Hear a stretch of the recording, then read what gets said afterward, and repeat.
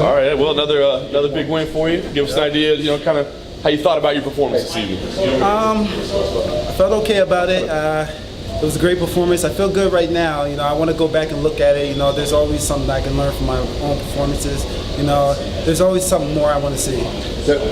Bob Cook was kind of suggesting that there was a bit of deafness going on from you during the fight, because he was screaming at you not to hunt for the head so much and maybe change it up a little bit. I think a few of us were observing you were very head hunting heavy tonight. It's just, I feel like I'm really accurate with my hands, so if I see an open, I'll go for it, and I do tend to focus a lot on the head, but it's just if I see an opening, I'm gonna take that chance. I mean, you finished him in that manner anyway, and it was a very good stoppage. But I think we've had other wrestlers kind of saying they want to show their hands and their striking much more than taking the fight to the ground, because it's kind of proving that you have those other elements to your game. You told us during the week that was what you wanted to do. So you're satisfied in that way in what you achieved tonight? Yes and no. I went out there, I put on the way that I wanted to get the knockout, but at the same time, I still want to see more for myself. I still want to see my shots getting a little bit more cleaner.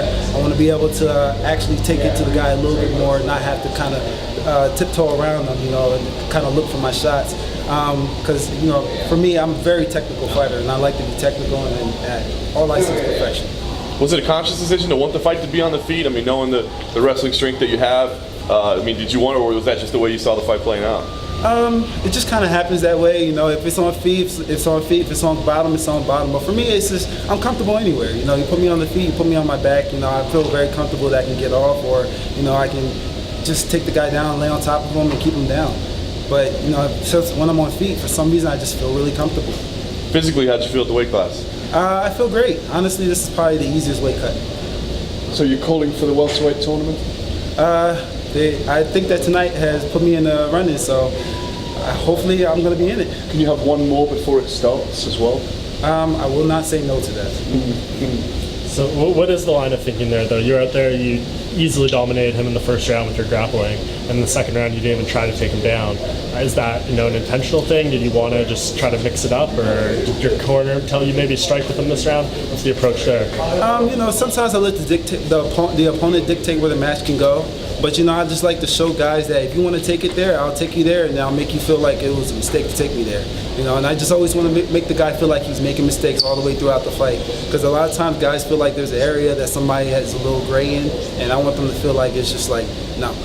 And with this tournament, it sounds like there's going to be the biggest, baddest names in this welterweight division. There, you're obviously the green guy, quote unquote. Do you look at these guys and say, I'm ready to fight? The Paul Daly's, the Roy McDonald's of the world. If you jump into the sport, who are you looking to fight? You're not going to just coast along. You got to look towards these big guys. These are the guys that got me in it. So of course, I want to fight those guys that got me in it. Have you got someone in your mind you'd like to fight in the first round? Like I said, I want to fight them all. If it's Rory, it's Rory. If it's Paul Daly, it's Paul Daly. If it's Lima, it's Lima. MVP, if it's MVP. John Finch. Yep. Anybody it is. If you want to be the best fighter, you got to be the best fighter. The best fighter beats all the fighters. Ed, for a wrestler, you showed great hands, but for yourself, what are you most proud of that you've been able to develop in your game so far? I've been working a lot on my movement, just kind of moving around the cage, not being so flat-footed. And, like for me, being a wrestler, I think that's one of the biggest things we have a problem getting over, because we're used to being hunched over. And, just being able to kind of like go out there and utilize that in the cage and not have to rely on, just purely strength and wrestling, that was one of the biggest things for me. Cool. Thanks. Lovely. Thank you.